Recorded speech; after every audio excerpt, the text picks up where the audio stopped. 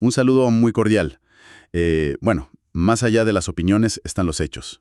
Hoy traemos un análisis basado exclusivamente en datos contrastados de organismos públicos y fuentes oficiales.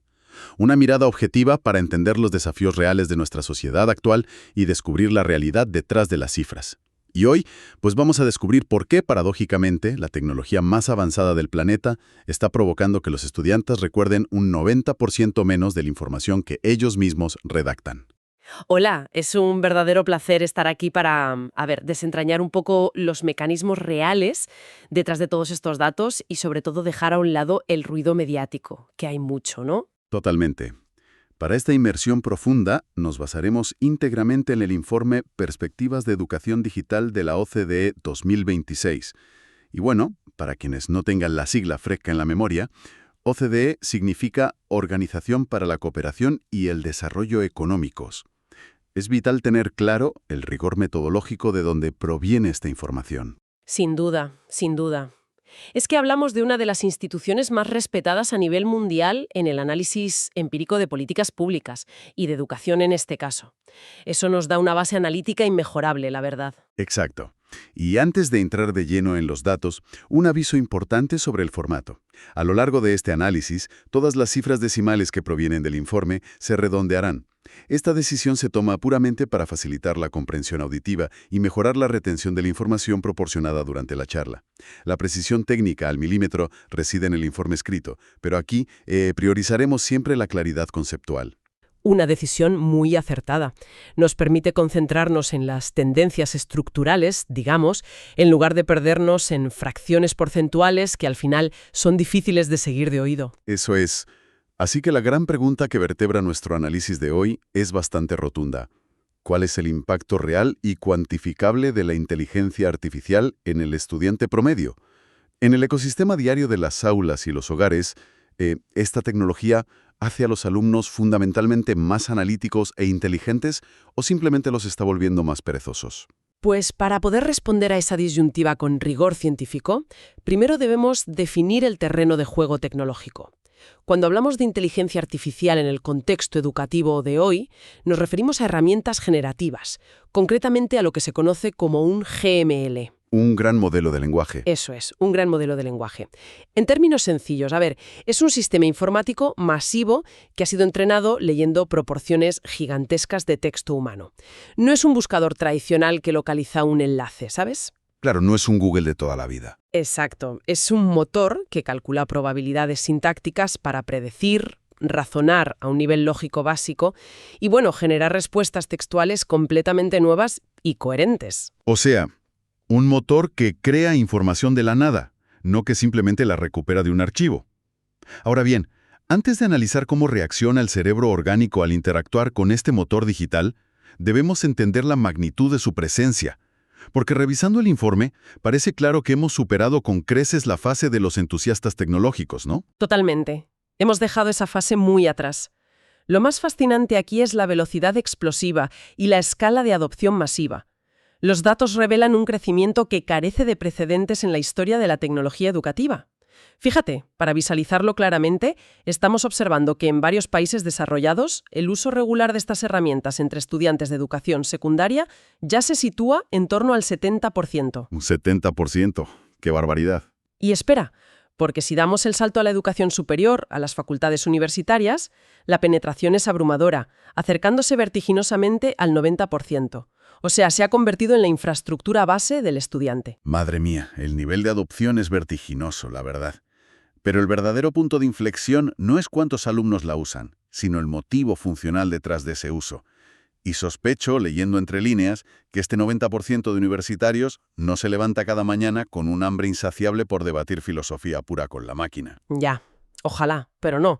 Las encuestas de uso son dolorosamente claras en ese aspecto. El motivo principal no es la sed de un conocimiento profundo, sino la búsqueda implacable de la eficiencia. Ya, hacer las cosas rápido. Exacto. La inmensa mayoría de los alumnos acude a estos modelos de lenguaje para obtener resúmenes instantáneos de textos largos, generar estructuras para trabajos académicos o directamente para que la máquina redacte y resuelva sus deberes en un tiempo mínimo. ¡Ostras! Sí. Están buscando un atajo operativo para reducir su sobrecarga de trabajo, priorizando la conveniencia por encima del aprendizaje a largo plazo, sin duda. Vale, vamos a desgranar esto. Es como usar un GPS en una ciudad nueva. Uno llega muchísimo más rápido al destino deseado, esquivando todos los atascos. Pero si de repente la pantalla del teléfono se apaga, resulta evidente que uno no se ha aprendido ni el nombre de una sola calle, ni tiene el mapa mental del barrio. Tal cual. Simplemente ha seguido instrucciones direccionales a ciegas. Y claro, esta búsqueda constante de atajos plantea un dilema. La conveniencia extrema es un agente intrínsecamente perjudicial para la adquisición real de conocimientos. Pues, a ver, si analizamos la evidencia desde la neurociencia y la investigación pedagógica, la respuesta es afirmativa. Y ojo, conlleva riesgos sistémicos. De hecho, esa metáfora del GPS que has usado mapea a la perfección lo que la literatura científica denomina pereza metacognitiva. Pereza metacognitiva suena fuerte. Sí, que también se conoce comúnmente como el efecto de la muleta cognitiva. Claro, el término pereza metacognitiva sugiere que el cerebro entra en una especie de modo de ahorro de energía. Pero, mecánicamente, ¿cómo se mide ese apagón en un entorno de estudio? Pues se hace a través de diseños experimentales muy rigurosos. El informe recoge un estudio neurocientífico fundamental centrado en la escritura académica. Los investigadores dividieron a grupos de estudiantes para redactar ensayos de temática compleja. Un grupo trabajó de la forma analógica tradicional, estructurando y escribiendo por sí mismos. De acuerdo, lápiz, papel o un procesador de texto normal, ¿no? Eso es. Y al otro grupo se le proporcionó acceso abierto a una inteligencia artificial estándar para generar su texto. La clave del experimento ocurrió después. Los investigadores realizaron una prueba de recuerdo libre apenas una hora después de la entrega de los trabajos. Ostras, 60 minutos es un margen temporal mínimo. El recuerdo de lo que uno acaba de investigar y redactar debería estar prácticamente intacto en la memoria a corto plazo. Sería lo lógico, ¿verdad?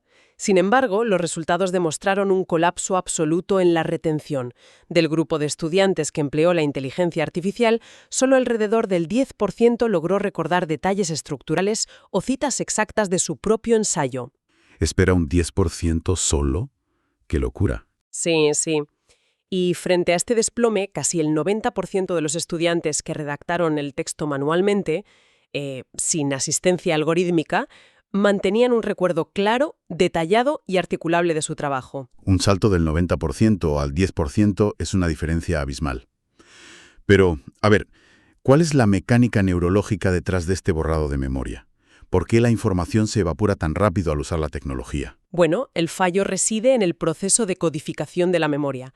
Para que un dato pase de la memoria de trabajo a la memoria a largo plazo en el cerebro humano, requiere de un proceso conocido como dificultad deseable. Dificultad deseable. Eso es, ese forcejeo mental, digamos, buscar la palabra exacta, borrar una frase incoherente, conectar dos ideas dispares, todo eso envía señales al hipocampo, confirmando que esa información ha requerido esfuerzo y, por tanto, merece ser almacenada. Claro, tiene sentido. La inteligencia artificial, al proporcionar el texto ya procesado, elimina toda la fricción cognitiva.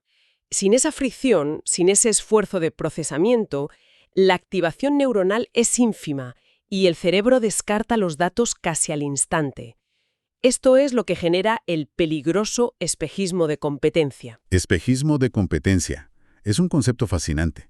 O sea, el ensayo impreso que se entrega al profesor tiene un nivel de excelencia y el sistema parece rendir de forma brillante, pero el intelecto interno de quien entrega ese papel no ha cambiado en absoluto. Exactamente.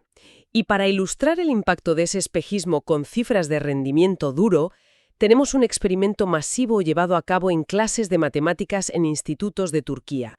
Los investigadores monitorizaron a un grupo de alumnos que utilizó una interfaz estándar de inteligencia artificial para practicar la resolución de complejas ecuaciones algebraicas. Me imagino que les iría genial al principio, ¿no? Pues sí. Mientras la herramienta estuvo disponible, su rendimiento y velocidad de resolución se dispararon.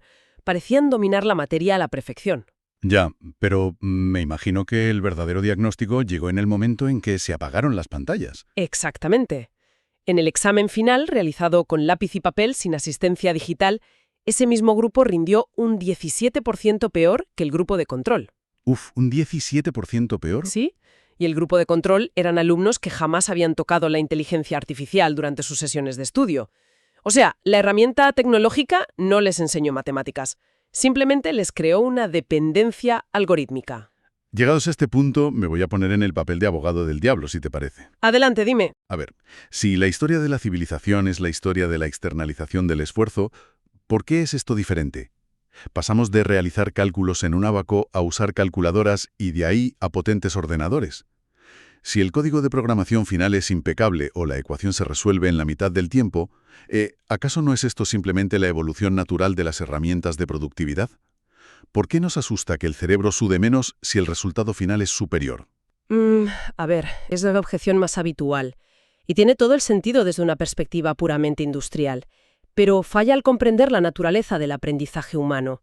Hay una brecha conceptual masiva entre una calculadora y un gran modelo de lenguaje. A ver, explícame esa brecha. El trabajo puramente algorítmico, y al hacerlo libera la memoria de trabajo del alumno para que pueda centrarse en el razonamiento conceptual, en, digamos, cómo formular el problema geométrico. La inteligencia artificial estándar de hoy, si se usa como generador automático de respuestas, no externaliza la mecánica, externaliza el razonamiento analítico en sí mismo. O sea, que delega la lógica argumental directamente. Efectivamente. Y las redes neuronales que sostienen el pensamiento crítico, la capacidad de evaluar información contradictoria o de resolver problemas novedosos, solo se desarrollan y fortalecen mediante la práctica reflexiva. Claro, usándolo. Eso es. Si delegamos el proceso mismo de pensar y estructurar ideas a un modelo matemático, terminamos atrofiando esas capacidades innatas. Si usamos la herramienta tecnológica perpetuamente como una muleta, al final el músculo de la pierna se debilita hasta el punto de no poder sostenernos solos, ¿sabes? Entiendo. Pero claro, si la tecnología estándar dinamita la retención y fomenta esta atrofia cognitiva generalizada, la conclusión administrativa más intuitiva sería erradicar el problema de raíz, bloquear los accesos en las redes Wi-Fi de los centros educativos y retornar al estudio puramente analógico. Pues sorprendentemente, los datos empíricos de la OCDE no respaldan la prohibición. Ah, ¿no? No. La solución real no reside en darle espalda al avance tecnológico, sino en intervenir en el diseño de su interfaz. El daño no proviene de la capacidad computacional de la IA, sino de cómo se nos entrega la información. Y aquí es donde la ingeniería de vanguardia se entrelaza con la pedagogía clásica, dando lugar a los STI, los sistemas de tutoría inteligente. He escuchado el término, la verdad, pero a nivel operativo, ¿en qué difiere un sistema de tutoría inteligente del habitual cuadro de texto donde uno escribe una pregunta y recibe un bloque de texto instantáneo? La revolución está en las salvaguardas pedagógicas inyectadas en el código del modelo. Volvamos al riguroso experimento de Turquía, ¿te acuerdas? Sí, el de matemáticas. Ese. Pues había un tercer grupo experimental de estudiantes. A ellos también se les entregó inteligencia artificial, pero meticulosamente configurada como un sistema de tutoría inteligente. La regla inquebrantable impuesta a la máquina era muy clara. Bajo ninguna circunstancia podía proporcionar la respuesta final de la ecuación. Vaya, pero a ver, si el alumno se frustra y no sabe continuar, ¿cómo reacciona la máquina si tiene prohibido darle el resultado? Pues reacciona lanzando lo que se denominan preguntas de diagnóstico. Si el sistema detectaba que el alumno cometía un error en el despeje de una incógnita matemática, no se limitaba a corregirlo, no. La máquina pausaba y preguntaba: «¿Analiza el segundo paso que has escrito? ¿Qué ocurre con los signos cuando pasamos un valor negativo al otro lado del signo igual?». ¡Qué bueno! Sí, utilizaba un enfoque puramente socrático, forzando la recuperación de información y obligando al estudiante a detectar y reparar su propia falla lógica. Aquí es donde se pone realmente interesante. O sea, si analizamos la dinámica de ambas interfaces, la inteligencia artificial estándar funciona como una simple máquina expendedora, ¿no? Uno introduce la moneda, que equivale al estímulo de la pregunta, y obtiene el producto ya procesado, empaquetado y listo para consumir, sin el más mínimo desgaste energético. Exacto, una analogía perfecta. Y en contraposición, el sistema de tutoría inteligente opera de manera idéntica a un entrenador personal en un gimnasio de alto rendimiento. El entrenador está ahí, ajustando la postura y guiando el movimiento, pero de ninguna manera va a levantar los discos de metal por la persona, porque sabe que el músculo cognitivo solo se desarrolla a través de la tensión y la resistencia frente al peso. Tal cual. Y al igual que un músculo físico requiere de esa resistencia calibrada para lograr la hipertrofia deseada, la evidencia científica nos muestra que la mente, bajo la tutela de estos sistemas, reacciona con un crecimiento extraordinario. Retornando a los datos del experimento en Turquía, fíjate, los alumnos que trabajaron con este tutor socrático mejoraron su rendimiento en un apabullante 120% durante las sesiones de práctica. ¡Ostras! O sea, ¿lograron el mismo impulso inicial de velocidad que el primer grupo tecnológico? Sí, pero con una diferencia crítica en el examen final analógico. A diferencia del grupo que usó la tecnología estándar y cuyo rendimiento se desplomó un 17%, los alumnos asistidos por el sistema de tutoría inteligente no sufrieron retroceso alguno al retirarles la máquina. ¡Qué barbaridad! Mantuvieron un nivel de excelencia equiparable al grupo tradicional, demostrando que habían internalizado genuinamente los conceptos matemáticos en lugar de simplemente alquilar el intelecto de la máquina. Es que es increíble. Y tengo entendido que estos patrones de éxito no se limitan a experimentos aislados de matemáticas en secundaria, sino que han escalado a la educación superior de élite, ¿verdad? Así es. El informe detalla la integración de estos tutores en las aulas de física avanzada de la Universidad de Harvard. Fíjate que, al programar la inteligencia artificial para fomentar activamente el aprendizaje interactivo, en lugar de impartir lecciones magistrales pasivas, se constató que los universitarios lograban duplicar la adquisición de conocimientos. ¿Duplicar? Sí, reteniendo el doble de información que en las configuraciones académicas convencionales y lográndolo encima en menos semanas de curso. Madre mía. Bueno, hemos visto cómo un tutor inteligente salva a un estudiante individual de esa atrofia mental solitaria. Pero el aprendizaje rara vez es una actividad que ocurre en el vacío, no. Los ecosistemas educativos son entornos profundamente sociales y dialécticos. Si esta tecnología es excelente retando a un individuo, ¿qué papel juega cuando la introducimos en el centro de un debate grupal?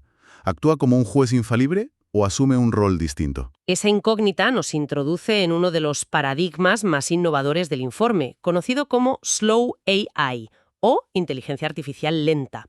Un concepto que desafía frontalmente la narrativa comercial imperante de velocidad, producción masiva e inmediatez absoluta. Ralentizar el flujo de información de un superordenador suena contraintuitivo, la verdad. Lo es, si el objetivo fuera la mera producción industrial. Pero en la educación, el objetivo es la reflexión profunda.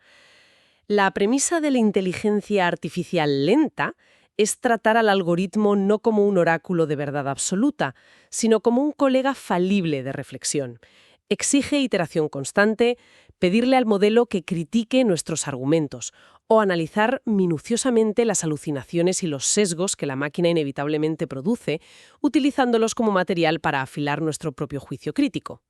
¿Y cómo se manifiesta esta interacción lenta en un entorno de trabajo colaborativo real? Pues se estructura mediante el aprendizaje colaborativo apoyado por ordenador. Imaginemos a un grupo de estudiantes analizando una crisis histórica.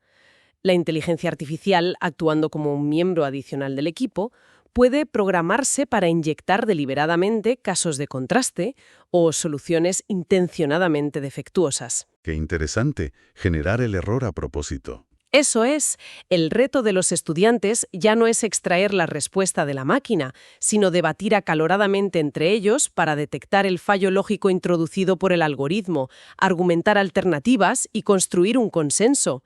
La tecnología actúa como un generador de fricción intelectual que cataliza el debate humano. Claro, aunque al escuchar sobre implementaciones colaborativas avanzadas y entornos universitarios como Harvard, resulta inevitable pensar en la barrera infraestructural. Esta sofisticación tecnológica requiere anchos de banda enormes, dispositivos costosos y presupuestos holgados. ¿Cómo se evita que esta revolución pedagógica simplemente termine ensanchando, de forma irreversible, la brecha digital y socioeconómica a nivel global? Es una preocupación estructural primordial. Afortunadamente, los datos muestran caminos muy prometedores para democratizar estos avances.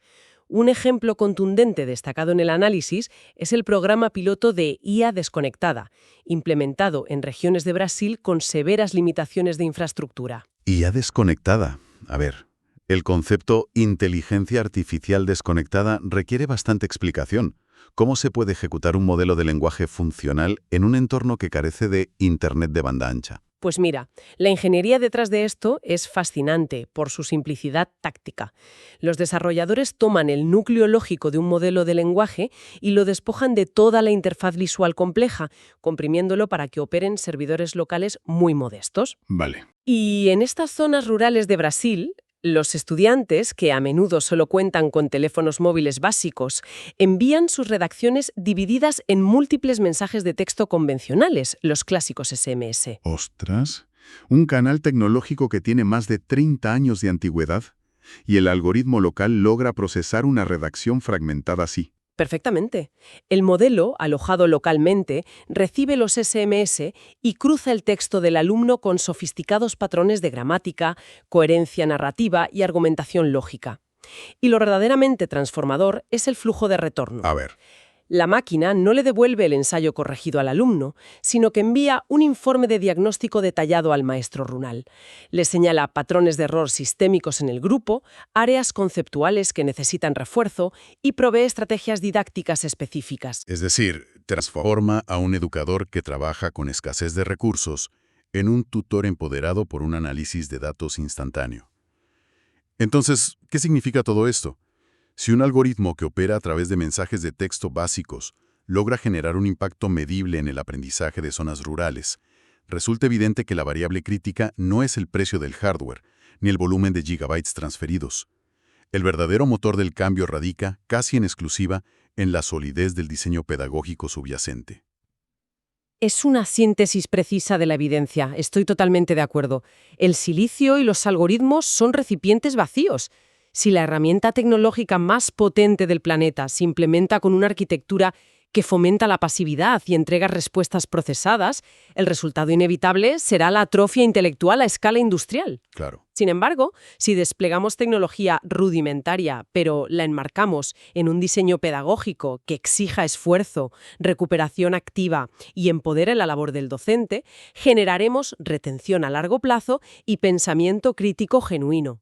Pues para ir cerrando esta inmersión profunda en los datos, es imperativo que recapitulemos qué postura revela el informe frente a esta disrupción tectónica en nuestras aulas.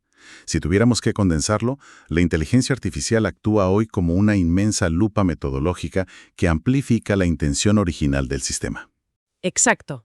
Si los modelos educativos la legitiman como un atajo rápido para solventar tareas operativas, exacerbará sin remedio la ignorancia, diluirá la retención de datos y fomentará una peligrosa pereza mental, creando operadores de sistemas en lugar de pensadores independientes. Y sin embargo, en la cara luminosa del análisis, digamos, si integramos esta misma tecnología exclusivamente a través de la arquitectura de los sistemas de tutoría inteligente, se revela un potencial democratizador asombroso. Ofrece la capacidad inédita de dotar a cada alumno de un interlocutor socrático, incansable y personalizado, mitigando de raíz el efecto de la muleta cognitiva y elevando la comprensión a niveles históricos. Es una divergencia total, la verdad. O forjamos el mayor estancamiento cognitivo de la era moderna, o catalizamos el mayor salto cualitativo en la historia de la pedagogía. Así es. Y al proyectar esta evolución tecnológica hacia el futuro, me surge una reflexión final que me gustaría compartir con quienes nos escuchan hoy. Imaginemos un escenario a corto plazo donde la ingeniería logre desarrollar el tutor pedagógico teóricamente perfecto. Un sistema integrado que anticipe matemáticamente cada laguna conceptual de un alumno, que detecte el inicio de la frustración a través de biometría y ajuste las variables para guiar a la mente por un camino de aprendizaje absolutamente libre de fricción. Suena a ciencia ficción, pero muy posible. Si logramos pasar de una muleta tecnológica que nos atrofia a un exoesqueleto algorítmico impecable que erradica la dificultad de aprender, ¿no corremos el riesgo de sobreproteger la cognición?